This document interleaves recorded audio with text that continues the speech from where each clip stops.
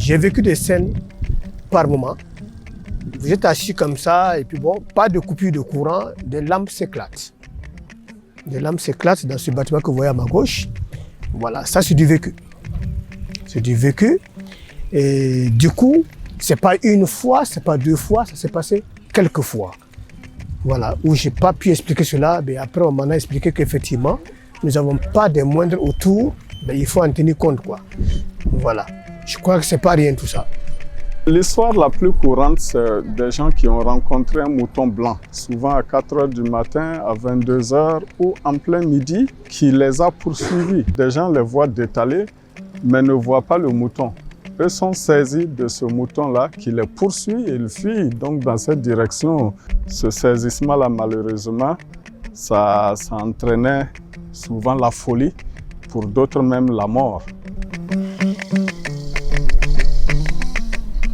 Mais il semble qu'il y ait aussi d'autres apparitions mystérieuses, mystiques, parce que voilà, on parle souvent de jeunes filles, de vieilles femmes qui semblent faire pitié. Vraiment, des gens sont passés ici à des heures particulières et ont été témoins de présences surnaturelles qui ne relèvent vraiment pas de ce monde-là.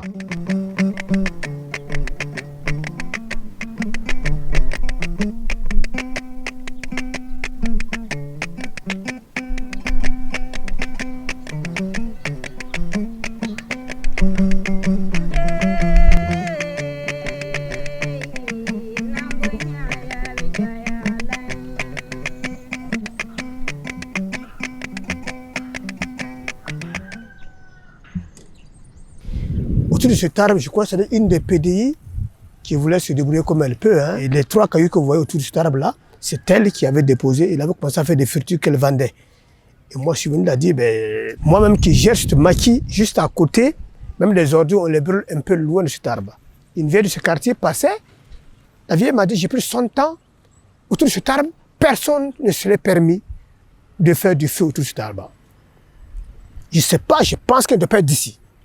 Donc la dame a confirmé qu'elle n'est pas d'ici et tout, elle voulait se débrouiller et tout. Je dis, attention. Elle m'a dit non. Elle dit, il y a parce qu'elles n'ont pas vu autour de cet arbre. Notamment, vous voyez du tout. Un bouc blanc vous suit, après il disparaît. Une belle femme vous suit, après elle disparaît. Par moments, c'est des lumineuses autour de cet arbre, en pleine nuit ou au petit matin. Ce n'est pas un arbre ordinaire. Il faut s'en méfier. Donc ce jour-là, ça m'a vraiment davantage confirmé dans mes positions en tout cas de la croyance. Nous savons depuis les témoignages que ce lieu est chargé et les témoignages actuels continuent de dire qu'il y a toujours des manifestations. Il faut éviter vraiment à certaines heures de passer ici, jusqu'à présent. Ça, on le recommande.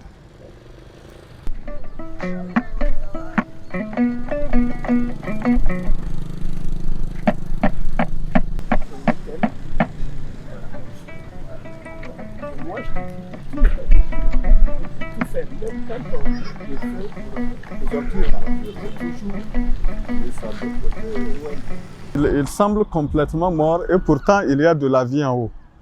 Et quand on regarde en bas, tout semble mort. Et il y a de la vie en haut. Et pour la taille, ça dépasse 40 ans qu'il est comme ça, il ne grandit pas.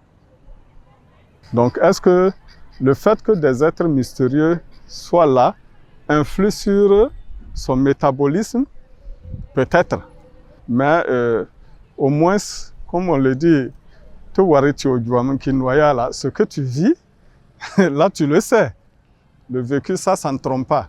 Après la démonstration, l'explication, ça c'est autre chose.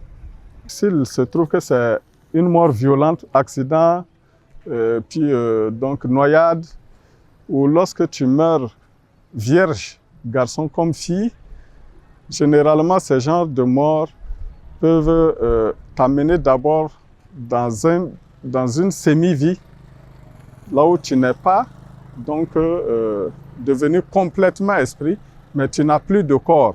Donc ce qu'on appelle tigind. Donc ce sont ce qu'on va dire des génies. Ce sont des êtres qui ne sont pas complètement partis, mais qui peuvent se manifester, mais sans corps. Donc vous les voyez. Peut-être effectivement dans le passage de cet endroit, il y a, quand on parlait de la jeune fille toute belle ou bien de la vieille femme qui fait pitié, ça peut être des incarnations, ces génies-là, donc qui continuent de hanter la terre. Et ils doivent suivre un processus, mais plus tard, ils vont partir. C'est pour ça qu'un endroit peut être chargé pendant très longtemps, mais à un moment donné, eh bien, ça se dissout parce que ces êtres-là ont pu trouver la paix, ont pu trouver un chemin vers l'au-delà. Donc, après, ils en reviendront, comme on le dit, si tu vas t'incarner, tu vas en revenir avec ce qu'on appelle ton kabli. C'est-à-dire que tu vas tisser ton destin et puis donc tu vas revenir pour ton parcours sur la terre.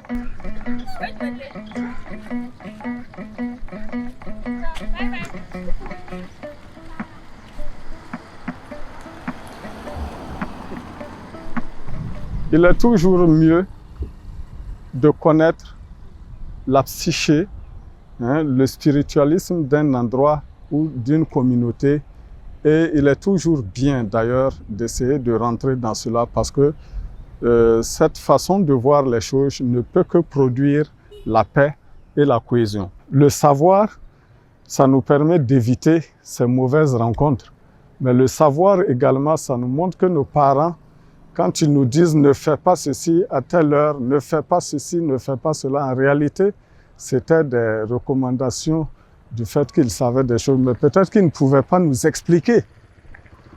Ils nous disent « ne faites pas ceci, ne faites pas cela, à partir de telle heure, on ne fait pas ceci ». Par exemple, vous entendez dire qu'à partir de certaines heures, on ne doit pas siffler. Voilà, tout ça vient peut-être de ce que dans certains environnements, on sait qu'il y a des êtres.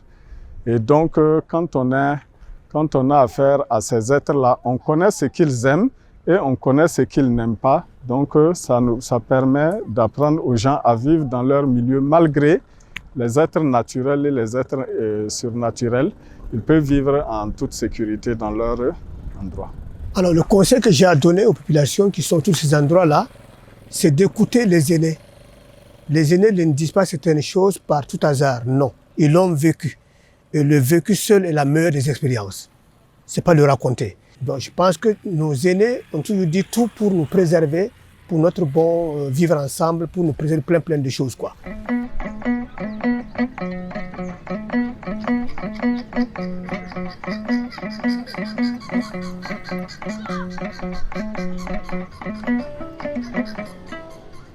Toutes les religions vous parleront de monde visible et de monde invisible. Et vous parleront de la relation qu'on peut avoir avec Dieu, avec donc les esprits dans toutes les religions. Vous avez donc des relations.